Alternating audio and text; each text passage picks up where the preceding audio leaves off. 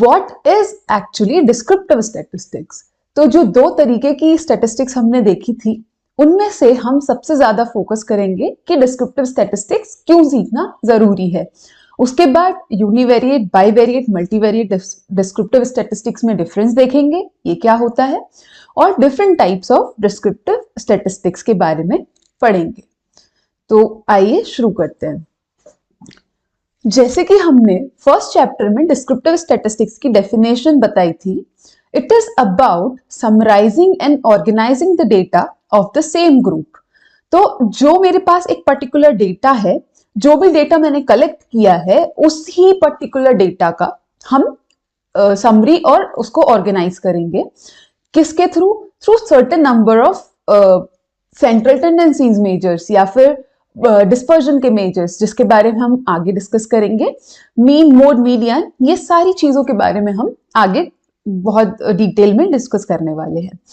अब कोई भी डेटा जो है वो क्या होगा? वो कोई भी कलेक्शन हो सकता है किसी भी रिस्पॉन्सेस का या फिर ऑब्जर्वेशंस का, फ्रॉम अ सैंपल या फिर फ्रॉम द एंटायर पॉपुलेशन। किसी भी क्वांटिटेटिव रिसर्च में हम सबसे पहले क्या करते हैं? हम डेटा कलेक्ट करते हैं, उसके बाद हम अपना स्टैटिस्टिकल एनालिसिस को परफॉर्म करना शुरू करते हैं, ताकि जो मेरा रिस्पॉन्स है मैं उसको अच्छे से डिस्क्राइब कर सकूं। जैसे कि किस किस टर्म्स के through? May be average of a number, ठीक है, या फिर हो सकता है कि मुझे किसी वेरिएबल्स के बीच में रिलेशन चाहिए, लेट्स से एज और क्रिएटिविटी। तो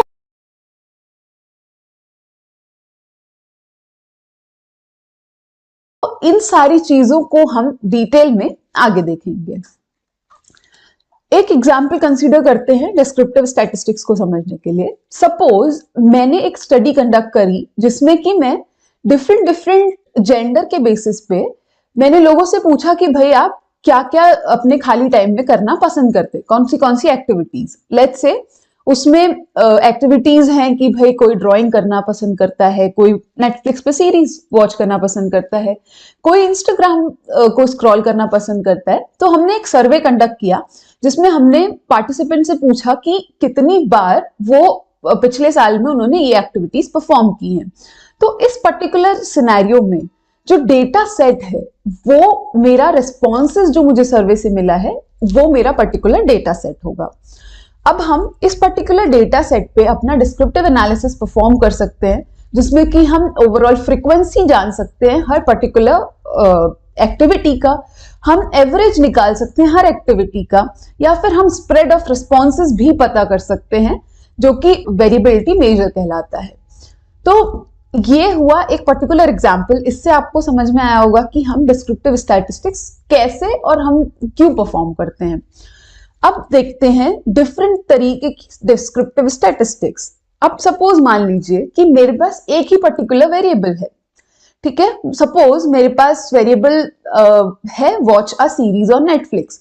अब उस पर्टिकुलर वेरिएबल को मैंने क्या किया, अगर मैं सिर्फ उस पर ही फोकस करके उसको ही डिस्क्राइब करना चाहूं डिफरेंट मेजर्स के थ्रू, जैसे मीन हो गया, मीडियन हो गया, मोड हो गया, ये सारी चीजें डिटेल में हम टाइप्स ऑफ डिस्क्रिप्टिव स्टैटिस्टिक्स में पढ़ेंगे कि कैसे कैसे वेरिएबल्स, क्या क्या डेफिनेशंस होती है इन चीजों की, और हम इनको कहाँ कहाँ यूज करते हैं।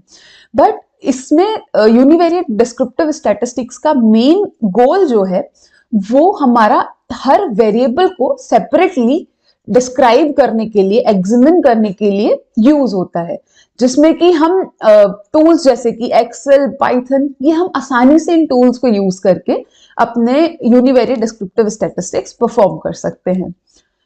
Next, bivariate descriptive statistics. By, जैसे कि नाम इसका बोल रहा है, मतलब दो। तो अगर आपके पास ऐसा डेटा है जिसमें आपको दो वेरिएबल्स के बीच में रिलेशनशिप फाइंड करना है, ठीक है, तो उस पर्टिकुलर सिनेरियो में हम बाईवेरिएट स्टैटिस्टिक्स परफॉर्म करते हैं, जहां पे हमको रिलेशनशिप पता करना हो किसी भी दो वेरिएबल्स के बीच में कि भाई वो आपस में रिलेटेड हैं या नहीं है रिलेटेड, ठीक है।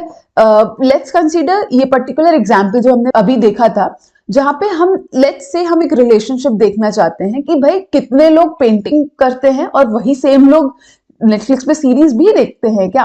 तो उन दोनों को रिलेट करने के लिए मैंने एक पर्टिकुलर स्कैटर प्लॉट ड्रॉ किया। स्कैटर प्लॉट क्या होता है? अब स्कैटर प्लॉट का मतलब है कि मैंने दो वेरिएबल्स को पॉइंट बाय पॉइंट एक प्लॉट में डिस्क्राइब किया है, ताकि मुझे वहां पे एक रिलेशनशिप दिख सके कि भाई कितना परसेंट वो दोनों वेरिएबल्स आपस में रिलेटेड हैं।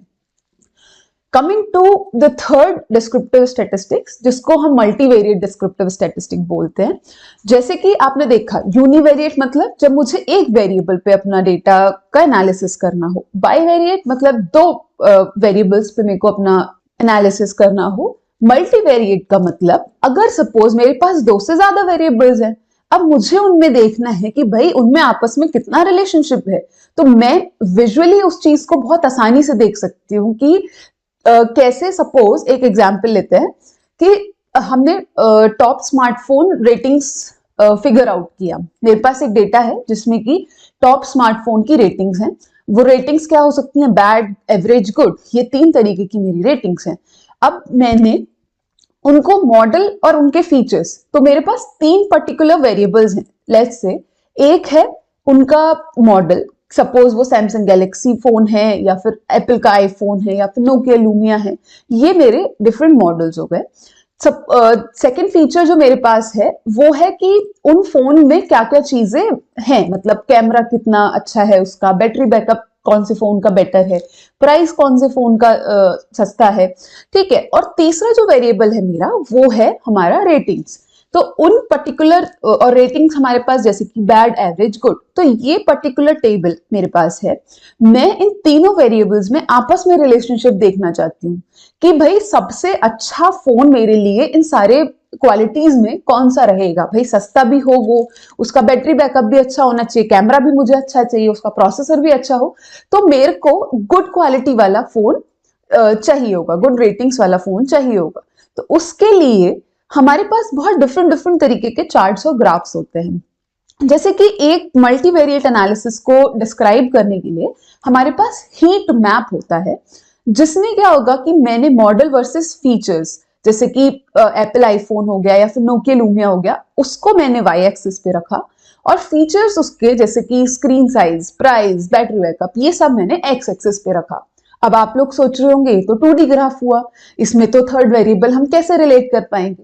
पर इस हीट मैप का एक एडवांटेज ये होता है कि मेरा जो थर्ड वेरिएबल है जो कि रेटिंग है, उसको हम कलर कोडिंग के थ्रू अपने चार्ट में डिस्क्राइब कर सकते हैं, और उससे हमें पता चल सकता है कि पर्टिकुलर रेटिंग क्या है।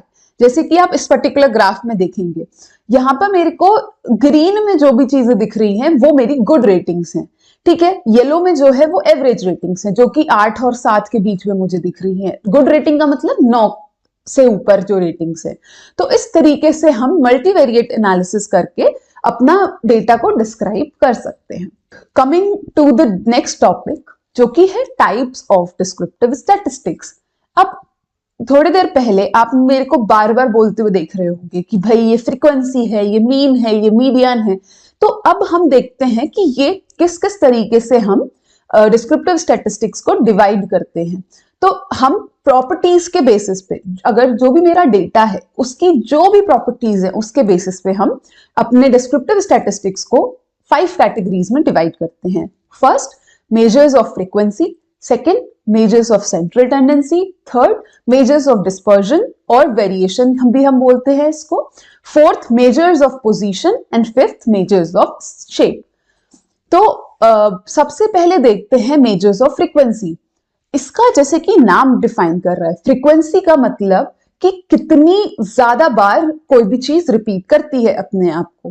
बेसिकली फ्रीक्वेंसी एक तरीके का काउंट होता है of different outcomes in a data shape. कोई भी पर्टिकुलर डेटा सेट है मेरे पास, उसमें मैं कितनी बार कोई भी वैल्यू रिपीट हो रही है उसको हम फ्रीक्वेंसी बोलते हैं। इसमें हम पढ़ेंगे ग्रुप फ्रीक्वेंसी डिस्ट्रीब्यूशन और ungroup frequency distribution. Second is my measures of central tendency. Central tendency का मतलब एक ऐसी वैल्यू जो मुझे सेंटर या फिर एवरेज का एस्टिमेशन दे सके। ये हम तब यूज करते हैं जब हमें जनरली किसी भी इंडिकेटेड रिस्पॉन्स में एवरेज चाहिए होता है। और इसके 3 जो डिफरेंट मेजर्स हैं वो है mean, median and mode. So basically measures of central tendency को हम यूज करते हैं जब हमको किसी पर्टिकुलर सेंटर या फिर एवरेज की जरूरत होती है अपने डेटा में। Third comes measures of dispersion या फिर वेरिएशन। अब इसमें क्या है, ये हमें, जैसे कि नाम आप समझ रहे हैं इसका, वेरिएशन या डिस्पर्जन, ये हमें एक सेंस देता है कि भाई मेरा डेटा कितना ज्यादा स्प्रेड है, कितना ज्यादा डेविएटेड है अपने एक्चुअल वैल्यू से, उसमें कितना ज्यादा वेरिएशन है। तो बेसिकली अगर आपको अपने ये रिफ्लेक्ट करते हैं different aspects of the spread, और इसमें हम पढ़ेंगे आगे variance, standard deviation, range and absolute deviation from mean. तो ये चारों टॉपिक्स हम आगे के चैप्टर्स में डिटेल में डिस्कस करेंगे। Fourth measure is my measures of position. Position जैसे कि नाम डिस्क्राइब कर रहा है, तो अगर हमें ये पता करना है कि मेरा स्कोर जो है वो कितना ज्यादा एक दूसरे से रिलेटेड है, तो नॉर्मलाइज्ड और स्टैंडर्डाइज्ड स्कोर को अगर हमें कंपेयर करना होता है, हम तब इसको यूज करते हैं। अभी आप टेंशन मत लीजिए, नॉर्मलाइज, स्टैंडर्डाइज, इन सबके बारे में डिटेल में हम आगे के चैप्टर्स में कवर करेंगे। मेजर्स ऑफ पोजीशन बेसिकली दो तरीके के होते हैं, जिसमें हम पढ़ेंगे परसेंटाइल्स और दूसरा हम पढ़ेंगे क्वार्टाइल्स। द फिफ्थ मेजर जो है हमारा डिस्क्रिप्टिव स्टैटिस्टिक्स का, वो है measures of shape. Measures of shape basically क्या करता है कि ये हमारा डिस्ट्रीब्यूशन या फिर पैटर्न जो हमारे डेटा सेट में है उसको डिफाइन करता है। और जो भी डिस्ट्रीब्यूशन के बारे में, जैसे कि नॉर्मल डिस्ट्रीब्यूशन, गॉसियन डिस्ट्रीब्यूशन, ये चीजें आपने पढ़ी होंगी, पर इनको हम आगे के चैप्टर्स में कवर करने वाले हैं। और मेजर्स ऑफ शेप हमारा 3 पार्ट्स में डिवाइडेड है। First is skewness, other is kurtosis, third is box and whisker plots. तो ये हुआ हमारा different types of descriptive statistics, और इन सारे टॉपिक्स को हम डिटेल में आगे देखेंगे और हम पाइथन नोटबुक्स में भी इनको इंप्लीमेंट करना देखेंगे। आज के चैप्टर में हमने कवर किया different types of descriptive statistics.